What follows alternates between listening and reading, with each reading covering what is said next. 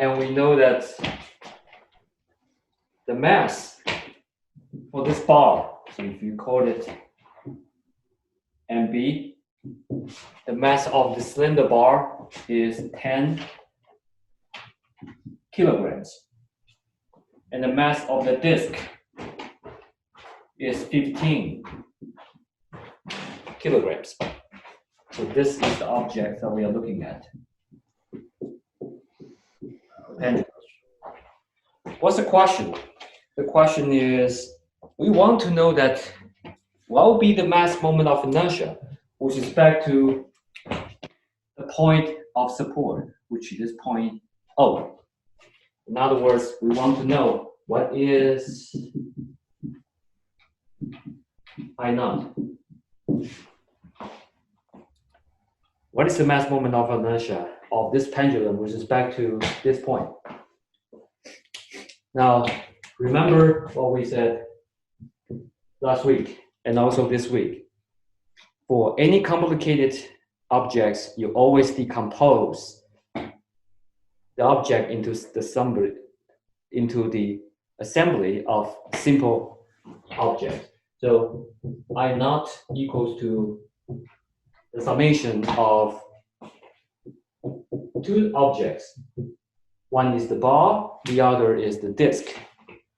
And for each one of them, just keep in mind that you have to use the mass moment of inertia as its own center of gravity. So here we need to write down, this has to be IG, I, because they have different mass moment of inertia as its own center, right? And plus MI times DI squared. And I is from 1 to 2 because we have two different objects. And to solve this problem, first of all, we have to figure out that what is the mass moment of inertia for at the center of gravity for both of them. To do that, of course, you know that the center for a cylinder bar with uniform mass density. Here, of course, we will assume that the mass density for both of them, you have rho B is constant, rho D is also constant. Because we have the different mass for the bar and also for the disc. They are not a function of geometry. That means mass density is constant. That means the center of gravity for the bar is the center of geometry, which is right here. This is the center of gravity for the bar, and this, the center of the disc, is the center of gravity right here. So we can establish this, right? The center for both. Now, once you have these two, it will be convenient for you to determine the corresponding distance right away. So let's determine the distance. The distance for the bar, which is from the center of gravity to the center of rotation, is from here to here. Now you know that also you are provided with millimeters. You always want to convert it into standard unit, which is what? Meters, right? So you want to convert it into meters. Therefore, what is the distance here? What's the distance here? Well, the first one is, we said from 1 to 2. This is actually D for the bar, so it's dB. What's the distance here? In meters. 0.225. Anyone would agree? 0.225, right? So it's a 225 millimeters, which is 0.225 meters. Would you agree? Right? Now, next, what's the distance from here to the center of the disk? What's this one? 0.5 meters. 0.5 meters, so you have 0.45 plus 0.05, right? So this is this dr, or this dd, distance for the disk is 0.45 plus this is 0.1. So it's 0.1 divided by 2, which makes this to be 0.5 meters. Right? Okay. Now, so for that, we have the mass for the bar, we have the distance for the bar, we have the mass for the disk, and the distance for the disk. That means the second term in this equation, we have them all four already, so we don't have to worry about it. Now the first one, what is the mass moment of inertia at the center of gravity? Remember, this has to be at the center of gravity.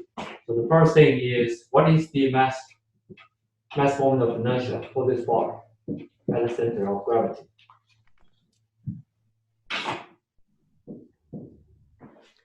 How do we figure this out? There are different ways for you to figure out. And first of all is if you have a textbook, or you can find this kind of tables, right? I have two cameras, so I have to move them like this, right? So if you look at this, and the number for the mass moment of inertia at the center of gravity is this value here. I have to use this part. So if you read this, and that information will tell you that at the center of gravity is 1/12 of total mass times the length squared.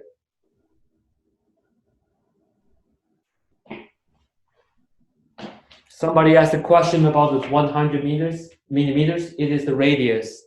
Actually, good question. That is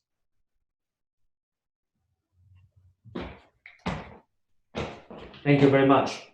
This is not 0.5.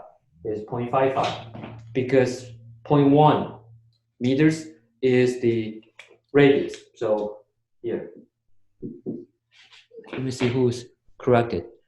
Thank you, Mark. So this is not 0.5, but it's 0.55 because 0.1 is radius, not diameter. All right. Okay. Thank you. Yes, Mark. Okay. Now, at the center of gravity for this bar, we know that Ig for the bar is 1/12 of the mass of the bar. So this has to be MB times the length of the bar. Now, the length of the bar, as we know, is 0.45. So you may want to just put 0.45 here. 0.45 squared, which means this is 1/12 times the mass of the bar is 10 kilograms times 0.45 squared. Right? So this is the mass moment of inertia at the center of the bar. For the disk, this will be step 2. For the disk, this is the center. We want to know how it rotates like this. Again, we use this information. Look at here. The mass moment of inertia from here is 1/4 of mass times r squared, and the r is radius. So for the disk, Ig at the center of gravity is 1/4 of the mass of the disk. So this has to be md times the radius squared, and radius is 0.1 meters. So this is 0.1 squared, which becomes 1/4 of times 15 kilograms times 0.1 squared.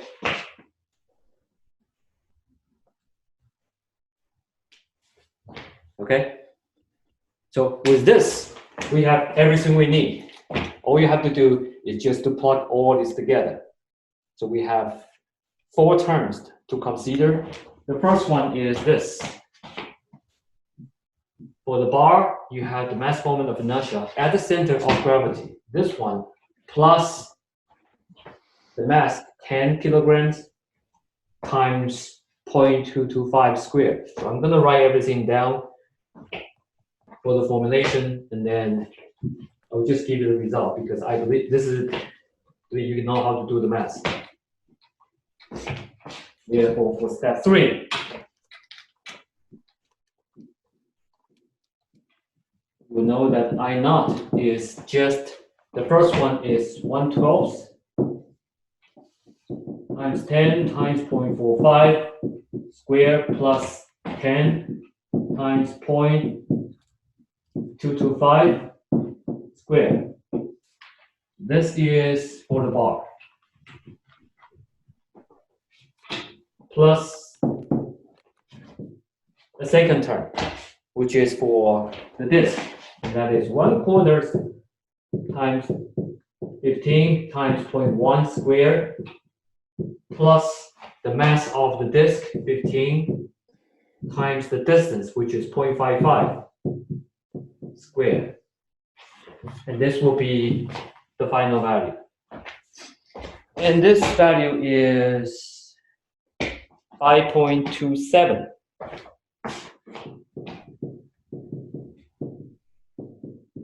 kilogram meter square.